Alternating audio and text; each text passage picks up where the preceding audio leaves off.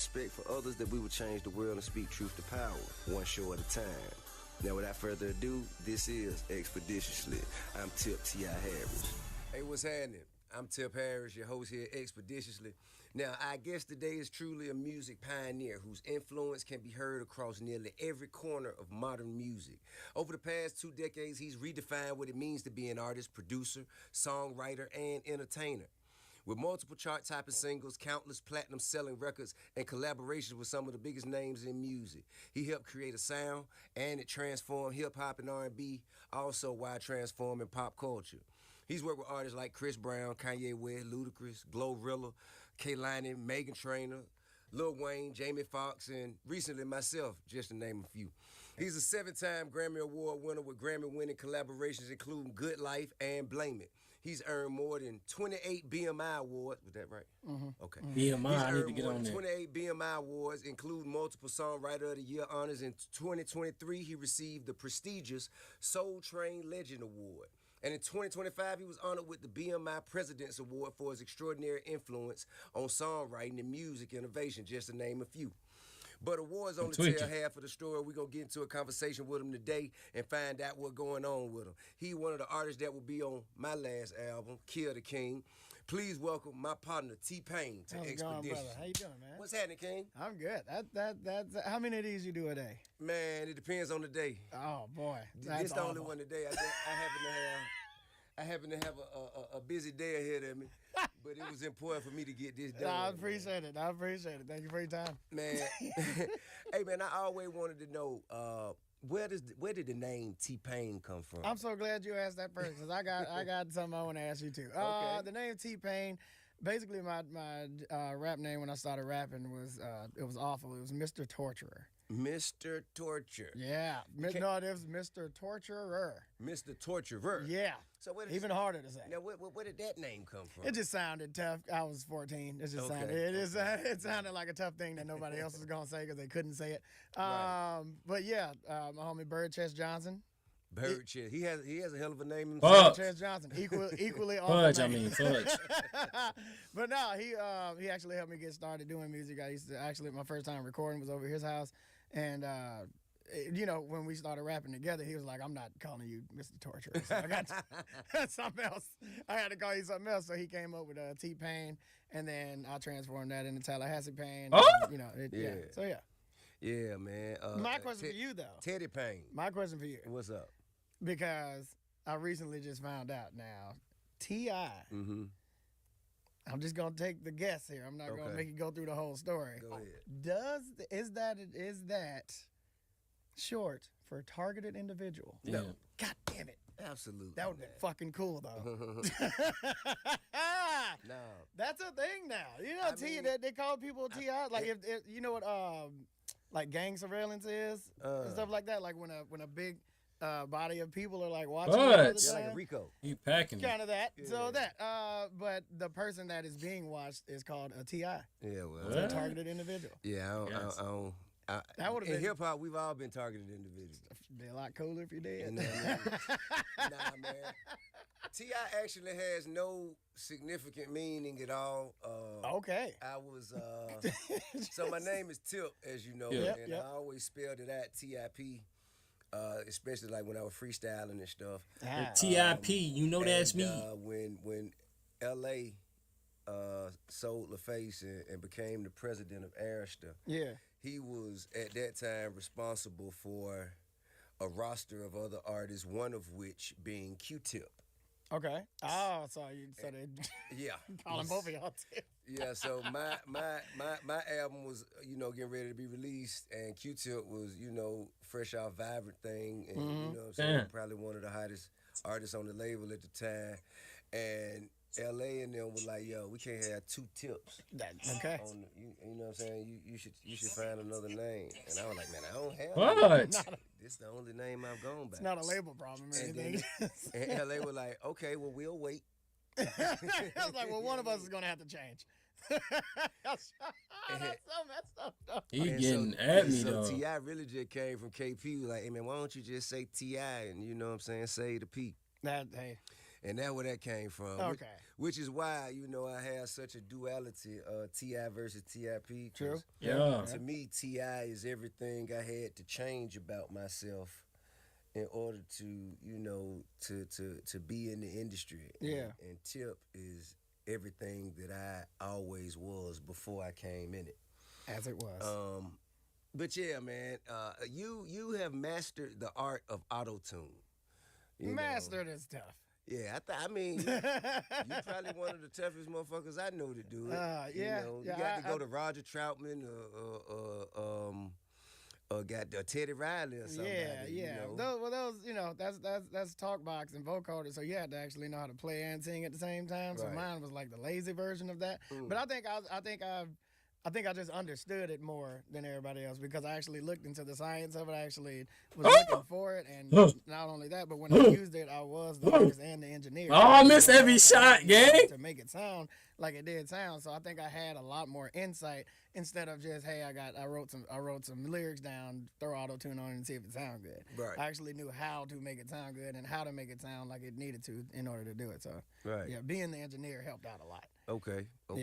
Actually knowing what the knobs do. when you 100%. turn Yeah, them. you gotta be able to do that. Yeah. So becoming the face of auto-tune and really kind of defining the sound of an era. Yeah. How did you feel about, the criticism that came from that? I mean, at first, I didn't, nobody knows how to process that, having the whole world coming at you at one time, saying that, hey, that new thing you're doing is too different. We don't like it. We like the song, but for some reason we're not too tough with you. So it felt like an attack on me, and it was more of an attack on change. As I grow up and I, become more mature and I can actually process and think about these things, it was the change. It was the threat to the people that relied on everybody liking the current sound. Right. So once I come in and I change that and everybody wants to shift, now the people that rely on that and make it their whole identity is, of course there's going to be some backlash from them, but, the rest of the world was just following suit, I feel like, even down to the least, to the least popular to the most popular people, they have their fan bases and people are going to follow who they respect more and who they look up to more. So, that it's going to become a public discourse because, the people that they actually respect, go that route. So, I understand. Yeah. Did you have any, direct, did it feel different when it was people that you knew? Fuck, in the I'm industry shooting that my were gun saying for. At the time, drinking. At the time, yeah, because I wasn't trying to look at things from different sides. When I figured out that, hey, yeah, I would have felt pretty bad about that too. I would have felt threatened. I would have felt like, just my 4 way shots of right life there, is getting Yeah. kind of thrown off of its tracks. Yeah, that's a pretty standard response. Yeah. I mean, I always wondered how you felt when you heard Death of Auto Tune. Oh, that sucked. That sucked. That sucks. Coming. It was. Because I'm a Jay-Z fan still to this day. Right. You know what I'm saying. And one of my favorite songs from him was Can't Knock the Hustle. Right. And getting my hustle knocked was not on my, wasn't on my bingo card. So, but it was devastating at the time. But again, that was another way of hey man. So I ain't hit. Let me do what I'm doing. Hey, I'm still over here, guys. It wasn't a call to kill T-Pain. It was hey guys, I'm still me now. I'm still Jay-Z. Y'all don't get too caught up with that shit over there. Ain't gonna last too long. And, you come back to what you know. Now I'm Jay-Z. So, it felt slighted at the time. Yeah. But as time went on and maturity became a thing in my life at some point, I think It takes a while. Yeah, it takes a long time. It takes a long time. Especially coming up in a culture that encourages immaturity. You know what I mean? So it took a while, but I did Y'all spoke understand. since then? 100%. Oh, a bunch of times. Dope. I see them everywhere. I have no idea how we keep ending up in the same places. Hey, man, that's a good sign. That's a great sign. That's a fantastic sign. But yeah, it just came down to me not understanding how to process somebody else's feelings and looking at things from the other side and trying to see all sides of a situation before I was able to react. Man, now something that the common misconception most people had is Yep. that you use auto tune because you couldn't sing. Yeah. But what people might not know is you have actually said that you wouldn't use auto tune in live performance. Oh, I don't. I still don't. It sounds horrible. What came with? Because I see a lot of my son use auto tune in his performance. I see artists like rap artists. Yeah, do that. it's so auto tune. The thing about auto tune is it's designed to bring in one signal. Okay. So if you're singing in the studio, you can control it. Right. If you're singing in a live setting, not only is the feedback from the speakers coming into your mic, but everybody else that's singing is also. So somebody in the front row singing off key, the auto tune is catching that too, and it's gonna throw the whole auto tune off. So you can be singing perfectly, and if you by yourself, it's cool. Ah! The whole crowd is gonna. You got to control the environment. Baby. Correct. I miss with the Schmidt and Westy. It's made for one. The Schmitty Westy made me misty. Using it live. But he got my backy. Imagine being able to build an app with your name on it, just by thinking about it. Meet Base 44. What you say? A complete AI creation platform. Bet. Yeah. Man, you talked about introducing change, and being a champion of that. You want a battle Is there royale? a musical trend? What's up, chat? That you're hearing. Say something to me now. Subscribe, like it up. Y'all feel me? To the game. I would Talk to me now. Nothing that's like sticking out to me, but also I've kind of been weaning off of I think I know one. Okay. I think I know one. Rapping off beat. I think like at first, bro. At first, when you hear it at first, it's like, man, what the fuck is this? You know what I'm saying? And then as you like, oh, that shit worked. Yeah, Okay. yeah. Oh, it worked again. With the rapping off beat, I think it's the same. It's the same distance from when we started rapping fast. So when we started rapping fast, and it came from 80s and 90s rap, and then all the 80s and 90s rappers were like, fuck is these niggas saying? These niggas rapping too fast, you can't understand these niggas. And then we got into mumble rap, and it's like, what the fuck is these niggas saying? Yeah. You can't understand what these niggas saying.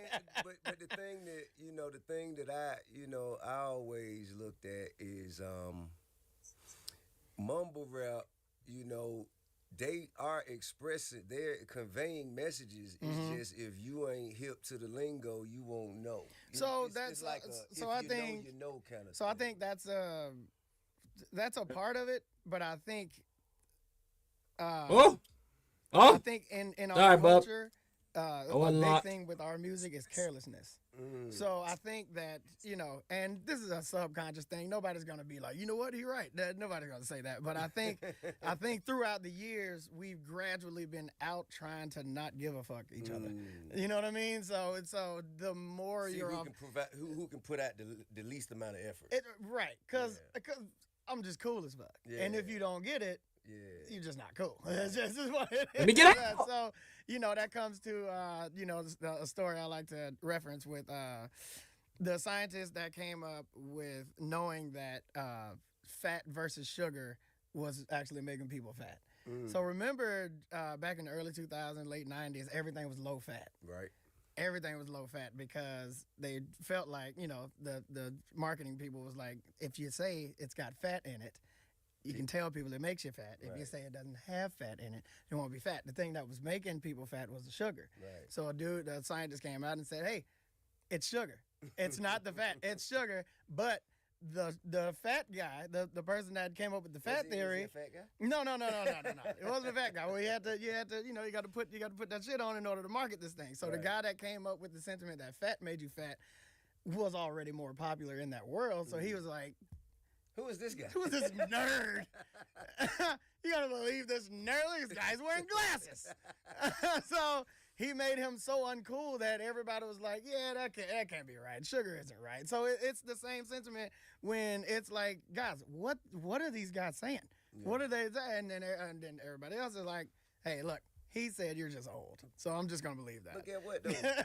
But get what, though? As I think back, And I think back. As as I think back, As I think back, you know, in musical history, we didn't know he didn't know what Jane Brown was saying. Jane Brown was saying all the time. But Is that very true? Jane Brown. Jane Brown? Yeah.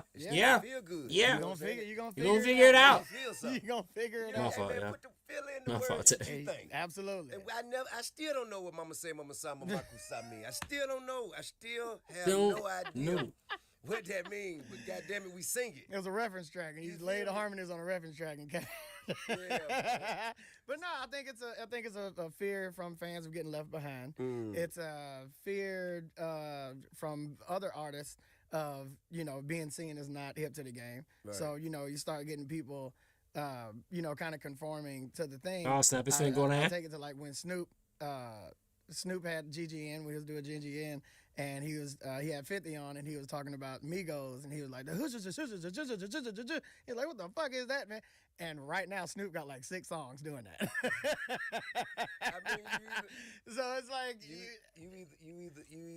either adjust or die. it's the change. Here I It's the come. change, and people don't I'm like pulling up, bro. that they have to change because everything's worked so well. It's a pretty girl getting called ugly for the first time. That's gonna be fucking devastating. This girl's gonna kill herself. Nobody wants to change. Hey, that hairstyle from 11th grade don't work no more, baby. Yeah. You got to, Baby. you still fine. I get it. You in the Woo, club. he dumping at me. You got to change some stuff up. When you hit your prime, that wasn't gonna be it. It's Oh, he dropped me. it's high school I tried to stay in there dumping at him. It's the He jock in high move. school, still hitting the club at Ooh, 45. is that Like, them? hey, I'm Is still- that still nigga finish still him? fine. Nigga! No, you're not. You don't fit that jacket no more. Ah. That varsity jacket, no. You got to let it go, bro.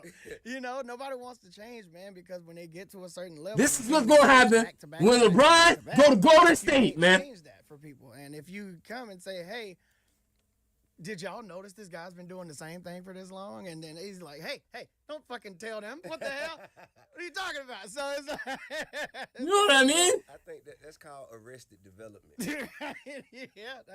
It's called arrested development. 100%. When you get stuck in a period of time that was so good to you, Yeah. you just stay there. Yeah. And here's the thing. Woo! The thing that's not fine is trying to make everybody else stay there too. The thing is when people say, all right, we good, we ready to move on to this next person, and once you start saying that shit ain't cool, this is the cool shit, that's when it becomes a problem. Stay in your period. Love yourself. Love just like, hey, I like this jacket. This is fucking cool. But the problem persists when you say, I like this jacket, and all of y'all should like it too. That's an interesting topic because as I've looked and researched and studied, and it seems that every person or group of people that fought change lost. 100%. Yeah. I mean, 100%. It's not gonna. Yeah, it's change is inevitable. You know what I'm saying? inevitable. Evolution is mandatory. 100%. So I think the ability to welcome the change. Yeah. And to flow with the change, find your way to to exist. See how locked within the in I change. am, though? I think that's a part of growth. Of course. Where people are getting caught up right now is the influx of the speed of change. It's not. It's happening at a rapid pace. It's crazy. It's easier to change now, and it's easier to get a flock of people to fly a different way. You can't stay so stuck on things, that because it worked, there's no way to change for you. Like you found something that works. I'm scared. To adapt that to something else. Like when people I ain't ask me scared, who my nigga. favorite whatever sports team is, I say whoever paying me to do the halftime show. I'm finna get you. I'm not gonna stay stuck on nobody. I love it, baby. Hey, bring me up, show me where the stage is, give me a microphone, go team. I wear your jersey till I get out that business. Somebody else say, hey, that was a great job. Come do it for us. Absolutely. You mentioned performing, and you and I we spent some time together in Australia. and Yeah, New man, Zealand. that was dope. That was probably one of my favorite tours. Yeah, we had a good time. We had a good time. It's good to be around, people that's, that I don't want to say like-minded, but Bro, just what's taking the gun so long? Right. You know what I'm saying? To exchange philosophies and 100%. perspectives and ideas Yeah. on music. What was that? Social. Yeah. You know what I mean? 100%. It was me, you, Trey Fab, Songz. Trey Songz. Yeah, we had a good time. We had a great time. He blitzed me. And then, man, we were supposed to go back out and tour again. Oh yeah. Yeah. What happened with that? And then I think you said you got tired of everything. Oh, that was then. Yes, absolutely. You got tired of everything. Yeah, You said, fuck the tour. It was. I'll be at home. Y'all call me later. It was time. Sacrificing Man. yourself, I felt your it coming. feelings, I your felt emotions, a your life. breakdown coming. I felt that obedient moment to where the you word start of God. seeing niggas in the Because street believing in in the God draws.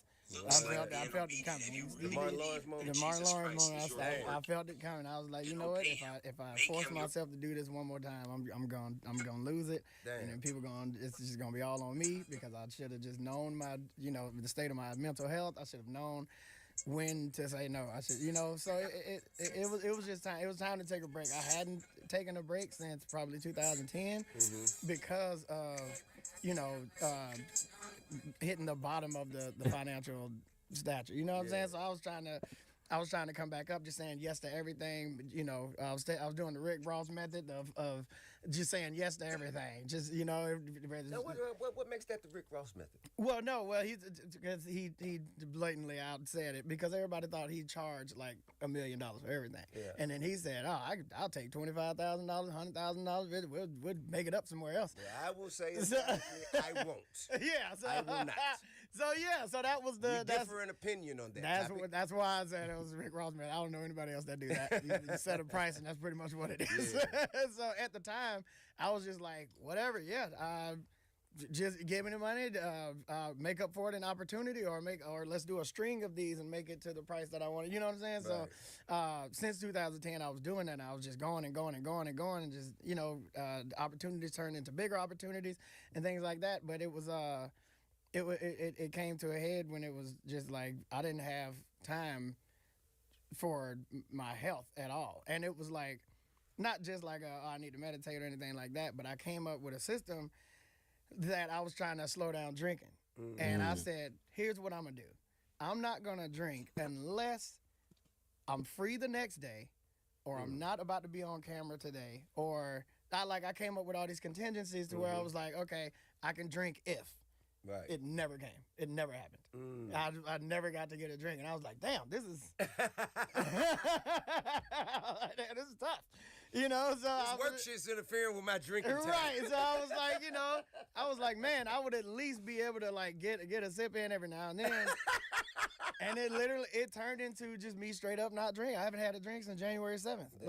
You know what I mean? And coming from straight up alcoholism to not drinking at all. Many drinks. Yes, a ton of drinks. So many drinks. going from that and trying to implement that system, it just was like, you know what?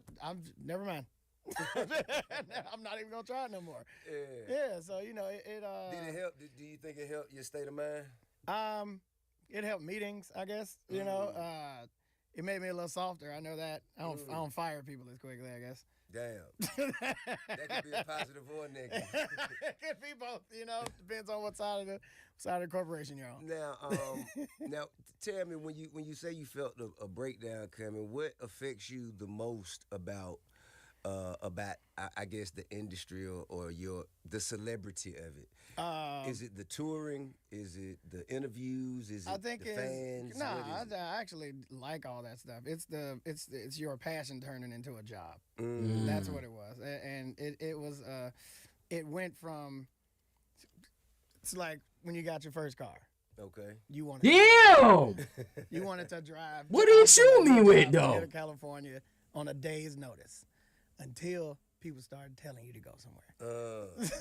Until people started asking you, can you take me to this place? Yeah. Until everything about your car turned into everybody else needing to go somewhere. And you can't get to your spots anymore. You like, hey, what you about to do, Tip? I'm about to head to this chick house real quick. Hey, can you take me to this place on your way? Well, I mean, I'm going to miss my appointment. It's on the way. It's on the like, and then you get to their spot, and then you run out of gas, and they don't. They just get out and go to what they were doing. That's that's just how it was. Like when your mama, even at a smaller age or a younger age, when your mama got a vacuum cleaner, you want to vacuum clean the whole house. Until she asked you To vacuum the whole house. It turned into that because it turned into me having all these ideas, these dreams, these aspirations, and never getting to get to them, but making everybody else's dreams come true, making everybody else's career come into fruition, everybody else dreams and passions and everything gets facilitated through me, and I never got to do mine. So at that point, I wasn't saying I quit or I'm not doing, I'll never do this again. I was saying, hey, I want my turn real quick. What did that look like for you? Literally just not having to do something for somebody else. I was, I wanted to. I'm saying, what's the vision? What's the, the thing that you've always wanted to do for you that you haven't had a chance to do? But it's now not, you and can it's do not, it? it's not a always thing. It's not a always wanted to do. It's like, hey, I got an idea for a pilot. I need 2 days to shoot this thing. Okay. Never had 2 days. Have you shot it? Yes. Okay. It was awful, but at least I got to find out. You know what I mean? How long would I have had to wait? How long would I have had to wait to find that out? You know what I mean? I'm sitting there stressing. Now I know I ain't got to shoot the rest of the show. You know what I mean? Nah. That's checked off my list. That's one less thing I got to worry about for the next 2 years. You know what I mean? Oh, shit. So it's safe to say now, you're back to yeah. regular I've explored all my awful ideas. Okay. So you've climbed Mount Everest. Right. I've confirmed where the things were a good idea or not. I can safely say that, hey, I want to schedule out this much time for the good ideas that did work out. Right. All the rest of the stuff, team, don't even worry about it. We're not doing it. Don't do budgets. Don't do none of that stuff. Everybody's head is clear. Everybody got a solid schedule, and where there is space, I would say, hey, Tip call for this thing. Tay call for this thing. Hey, I'm free before I leave tomorrow. Cool. Come through. You know what I'm saying? Like, those are the little pockets of things to where it's like, you know what? I don't have anything that I want to do that day. For sure, I'll go do that. Man. But the thing that They coming from the right again, flank from the right. I'm gonna finish him. Is not letting something go on top of something I already have for me. Right. You know what I mean? Not canceling you for them. Right. Before it was like, well, shit, I was gonna do this thing, but I'll help you out, I guess. I don't want you to think I'm not a good person. Blitz, nigga, blitz. Yeah, 100%. 100%. It does. It's a meticulous task, especially at the height of success. For sure. Because at the height of success, everybody want a piece of you. Absolutely. Everybody, hey man, come over here and do this. Come over here and do that. And the worst part is that we asked for it. Yes. So if we wanted to do everything, remember how easy Hey, nigga, I just got hit with rocks, remember nigga. How easier thing was when you did Splackavelli. And you was like, I'm healing up. I need to do this a bunch more. Yeah. And then everybody else is like, hey, do that for me too. And then do that for me. Do that for me. Hey, you did that for dog. Let me get it. Okay. And then it's like, all right, guys. Yeah. I got a fucking album too now. You dig what I'm saying? When I finish my shit pushed back 3 times. Right, exactly. But everybody else is doing just fine. So it helps, man. It helps to carve out that time and make sure you still can be a part of the community. You can still, give out services and talents and things like that. But it's just got to be on your time. You got to take time for yourself, and you got to make the time. That's important. Take time and make time. I got bogeys up front. Got bogeys on the hill. I do what I can. Not only did you come here for Expeditiously, you also provide your extreme talents Thank you, and brother. expertise for Kill the King. When the whips in the crib, ma, drop it like it's hard, drop it like it's hard, drop it like it's You're gonna do everybody. Get it, walking like okay. So look, this is intended to be my last album, and I'm going. All right, one more for me, blood. One more for me, blood. Or should we call it here? Same reasons that you canceled your tour. What you thinking? Singles though. I mean, the thing is, I probably still do music. Like if it's a soundtrack, you know. Gotcha. Yeah. If I have a dope collab album that Fire. I can do, Perfect. You know what I mean? Yeah. I'll probably still do that. But what I found when I completed this album, there was still a bunch of songs left over. So I'm probably do a volume 2. Oh, okay. That's good. That's good. And then once I actually complete, you know, the release of that. I'm working on my Terry Crews, huh? Fire. But I look at it as a celebratory moment because it feels like, you know, after praying for... Check the chat, yo. I ain't looking at the chat, yo. Yeah. After being a little kid as a fan, looking at TV, watching videos, and wanting to be in this thing. Exactly. Coming from that to where we are now, right? It just feels like an ultimate blessing. Everything I prayed for, I received. Yeah, you know so it ain't really... It's probably a little kid somewhere else praying, and I don't want to be in his way. Right. You know what I mean? Get the hell on. You know what I mean? So, and then I got other things, you know, film, television, comedy, out, you know, building, developments, and stuff like that. So I just want to dedicate more time to that stuff. Fire. Now, you said on Club Shay Shay that everybody is your brother while they can use you. Was there a specific incident that made you feel this way? I think it was a specific year, 2024. Hey. 2024. It just people like there was a resurgence of me. Just my name was getting back into the fray. And just people that just hadn't called me at all, you know, just was like, "Hey, man, you want to do that thing again?" Like, no, no. And you know, this led to the mental state that I was in when I canceled all the stuff, and I'm just like, why, bro? Like, I get it, I understand. Like, just it wasn't the fact that they was calling; it was the fact that they was trying to veil it in. I've been trying to do this whole time. You know what I mean? They was trying to veil it in the just with the audacity of just like, hey man, now that you're popular again, can you help me be popular too? Like, just say that. I would rather that sentence than the whole like, hey man, do you want to catch up? Let's link up, man. I ain't seen you in a while.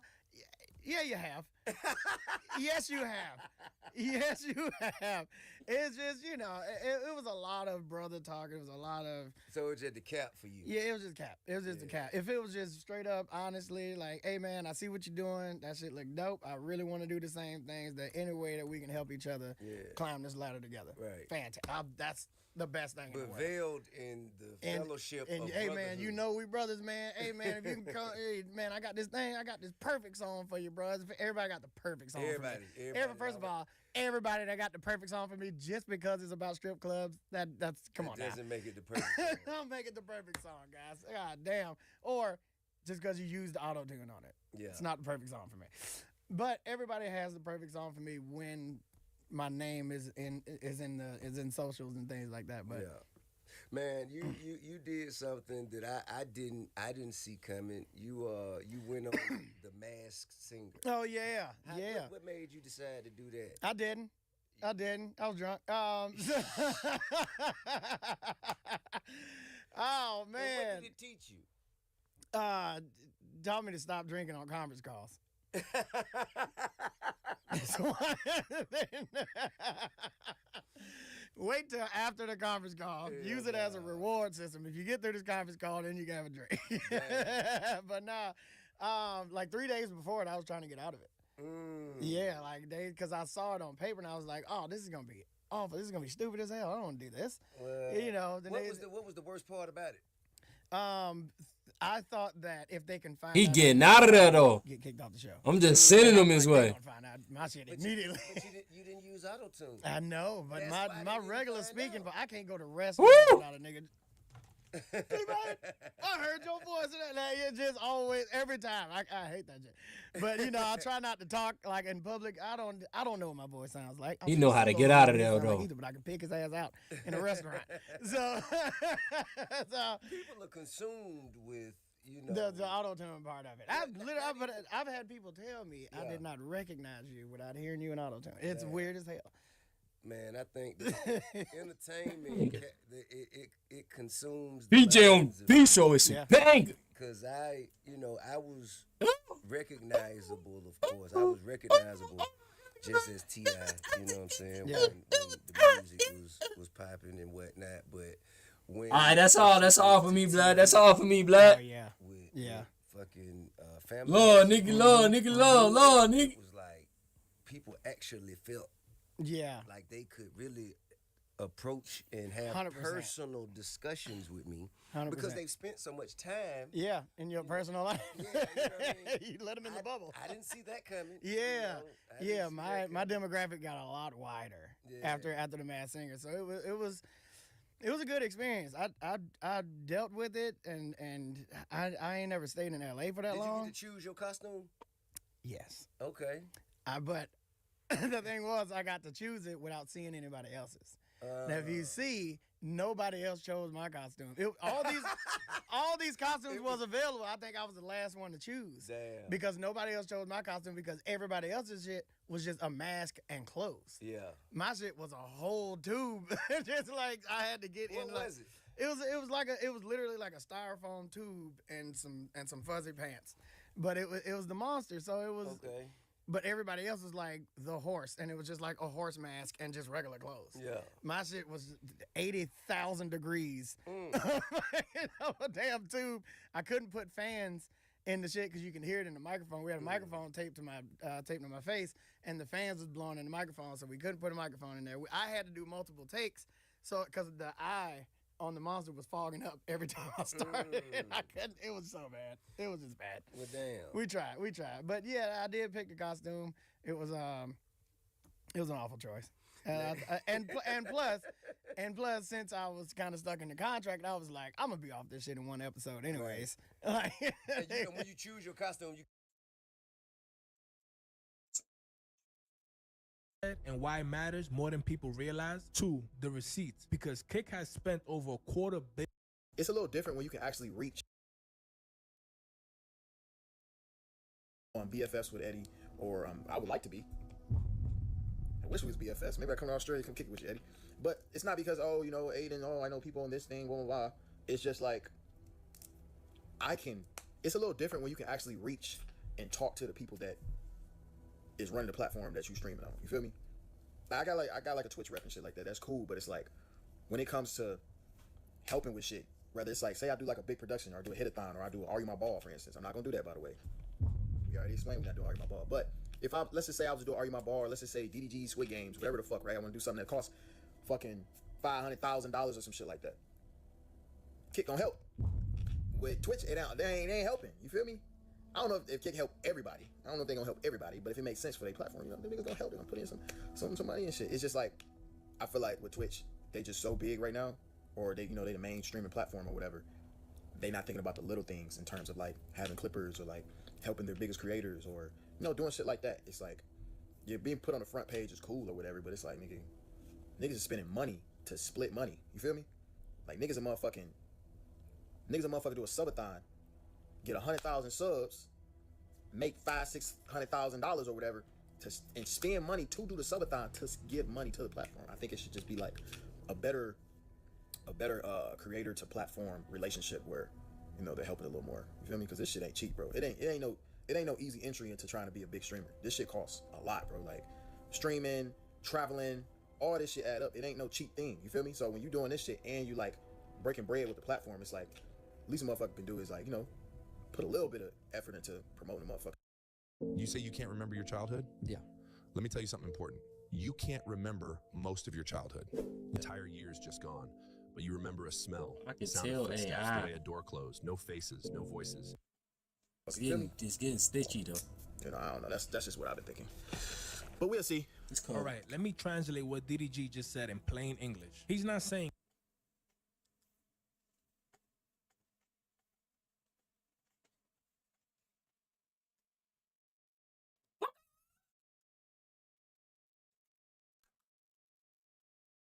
Kick is better because Eddie is his friend. What he's saying is, when you're a top streamer, you don't need a rep, you need a partner. And the way he described it is wild if you actually listen. He said, and I want you guys to really sit with this. He said, when you do a subathon, when you grind for thousands of subs and pull in $400,000 or $500,000, you then have to spend that same money on the next event, literally giving money to the platform that's already taken half your subs. His exact words was, niggas is spending money to split the money. And And the sad part is that that one line is the entire creator economy in one sentence in 2026. Because here's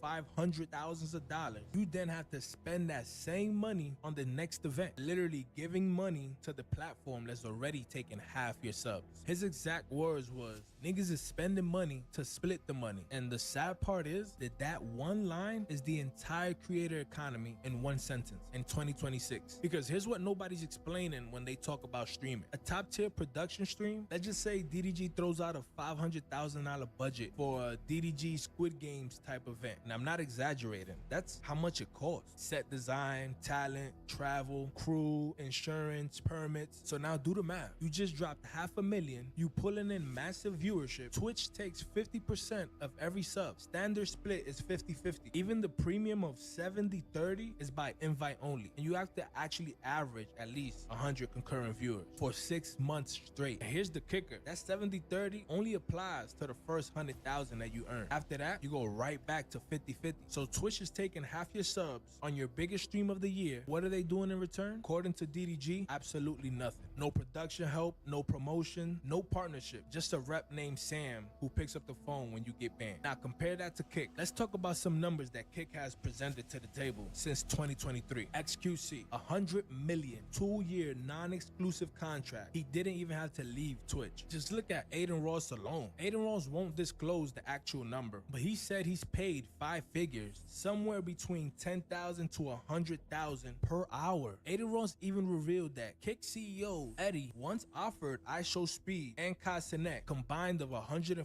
million for 1 year. $140 million just for 1 year. And as we all know, Casanet turned that down. So I get what he's saying right here. I get what he's saying. I just remember this conversation. I'll never forget this convo I had with Eddie.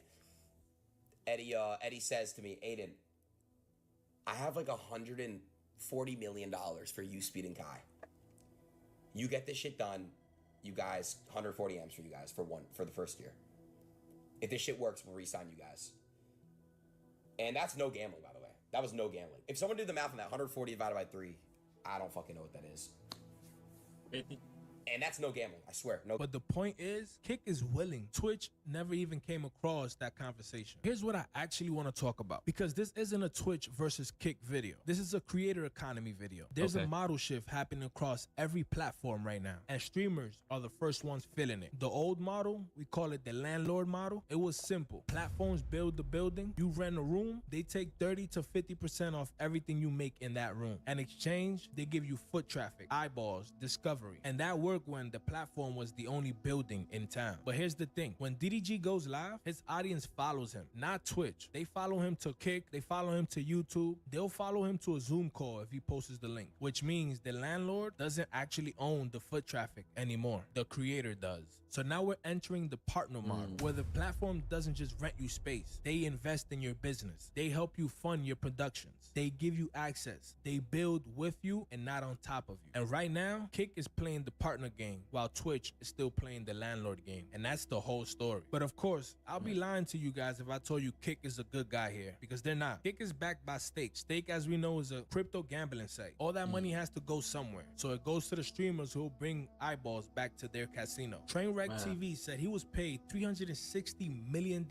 over 16 months just to gamble and promote Stake. That's not partnership. That's customer acquisitions with some extra steps. And here's the part that DDG didn't say out loud. When Kicks help you with a $500,000 production cost, they're not doing it because they love you. They're doing it because every viewer they pull from Twitch is a potential gambler. So the big streamers, DDG, XQC, Aiden, they're not just talent, they're leverage. They're being used by one platform to extract the audience from another platform. When another platform comes with a bigger check, they'll most likely get used by that platform as well. Casanet is the only one who saw this clearly. He turned down generational money, mainly because he understood the second you sign, the second you stop owning the timeline, somebody else does. That's a level of long-term thinking that most creators don't have. Honestly, it's the reason why Casanet most likely is gonna outlast all of them. So here's the takeaway. DDG is right. Twitch is failing their top creators. Kick is filling up that gap. And the whole industry is shifting from landlord to partner, whether the platforms are ready or not. But DDG is also a pawn. So is XQC. So is Aiden. They're all getting paid real generously, but they're also being used as leverage in a war between a sleeping giant and a gambling site. The streamers who win the next decade aren't the ones who pick the best platform. It's the ones that build an audience who follows them to wherever platform they go to. That's the real game. If you made it this far, you're already thinking about this stuff differently than 99% of people. So make sure you hit that subscribe button and join the official society. Turn on the notifications so you don't miss any of my drops, and hit the like button so we can get this video out to more people. We break down the system underneath all the drama every week. I'm Gabe Official. This is the official society, and until next time, holla at your boy. Official society.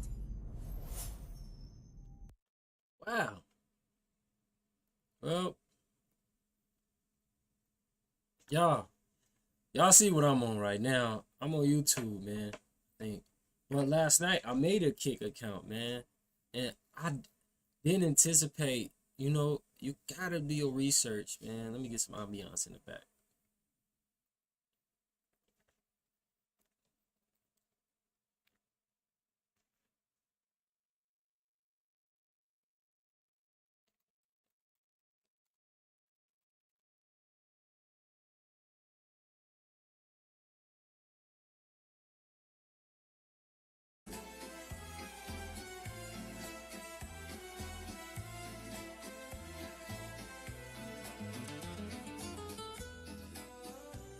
Hey. Now what if I was naked? Would have been nasty. Hey, I don't stream naked often. At any rate, good contrast right here. Yeah. Right. I was just seeing what platform serves me more. And that's where I'm wrong. It's not even the platform, it's the audience. I haven't really garnered a big audience, man. I want to increase my audience. What y'all want me to do? I'm not boot ganging. You feel me? A matter of time, consistency, and intentionality, right? Godspeed, God will. Keep doing what I'm doing. Same time, though. Come on, man.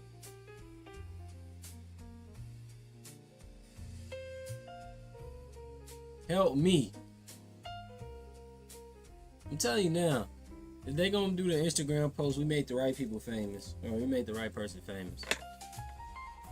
Whenever, do I want the fame? I feel like it's inevitable. I do. The notoriety is what's more important to me, though. The notoriety, right? The knowledge of the appreciation, the respect, the gratitude. Fame is just the light, right? I'm already delightful, delighted. You know what I'm saying? But nah, sincerely though, right? I'm not chasing anything, really. I'm really positioning myself to receive the blessings God's gonna rain down. So I'm creating these different platforms. I'm creating my structure on these different platforms. So when the floodgates open, I can irrigate, the waters to all the lands. At the same time,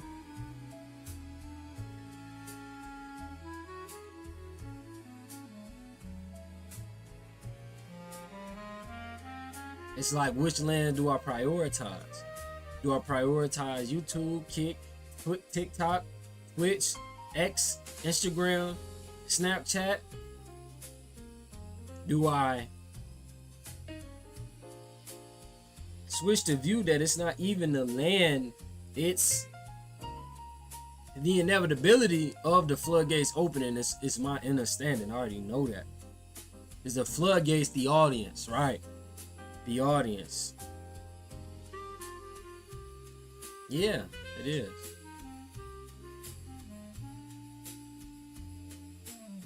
Positioning my story to be the views, right? Then there's a question of who's my target audience. I was talking with an OG the other day, and he said the way I articulate myself is like an early 30 type. You feel me? So I gotta recognize that's my audience. I think I'm looking at my audience right now. Previously, before that conversation, I really didn't have a designated group of individuals that, I'm just like, it's not an age group that my content targets. It's a state of mind, right? It's a frequency. It's an understanding that, of what I'm expressing, how I'm expressing, how I'm articulating these things. Interesting nonetheless.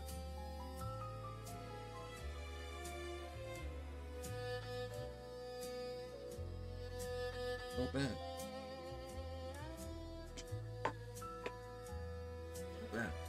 Right now, I'm finna communicate with the homie.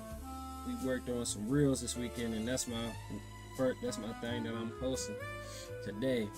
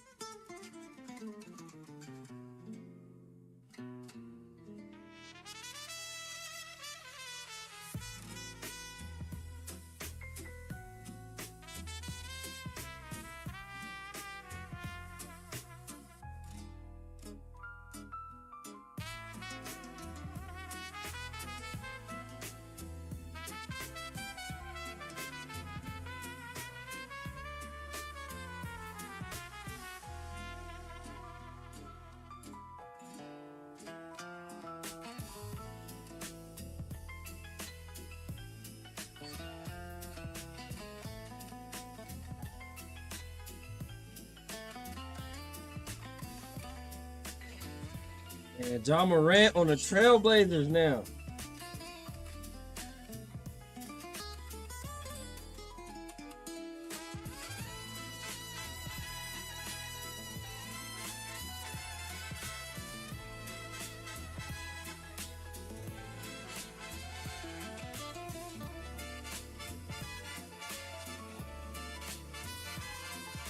All right. I am about to text blood. Yeah.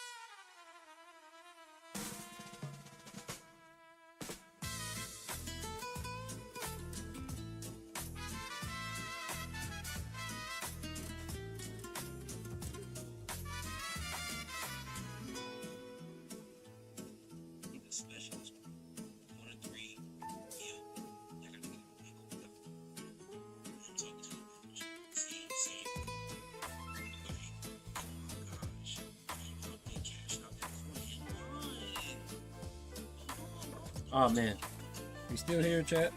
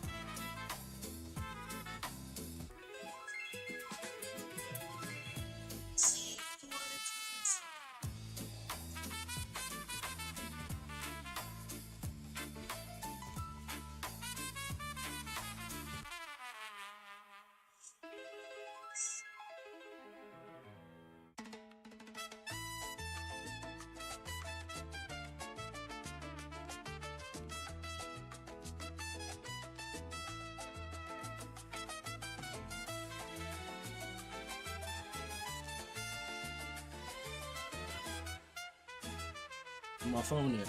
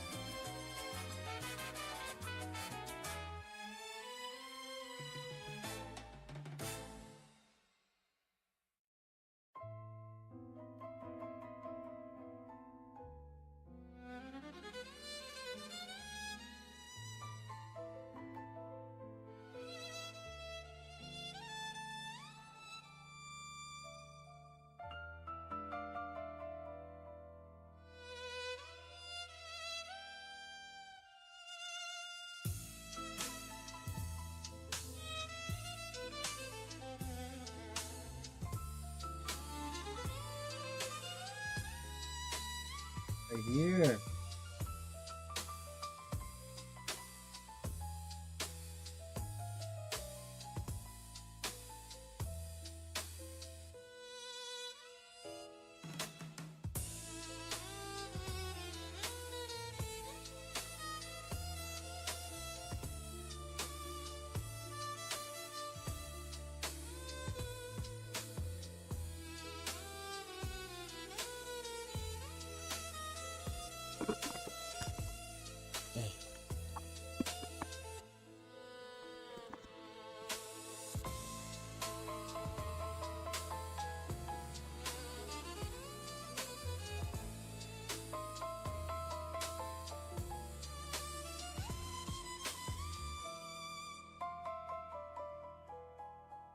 We going until 360s.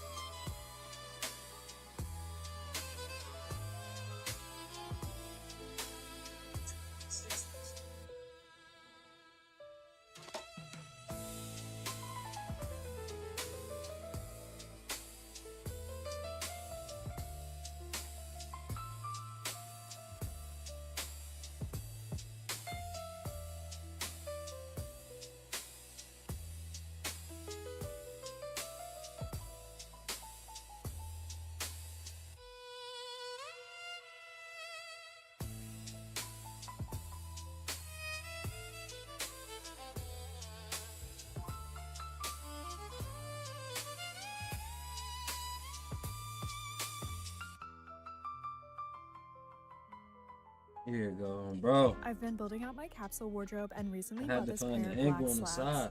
I needed some inspiration for I how to really wear got a them, so I brush in asked though. ChatGPT to help me. It was so useful to I ain't got brainstorm no how to wear motion them for over different there. occasions like work, going out, running errands, and date night. What about over here? A little bit of motion. A little bit of motion over here.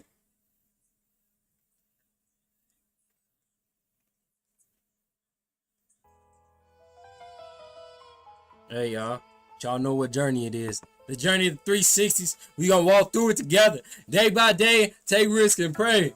Praise God.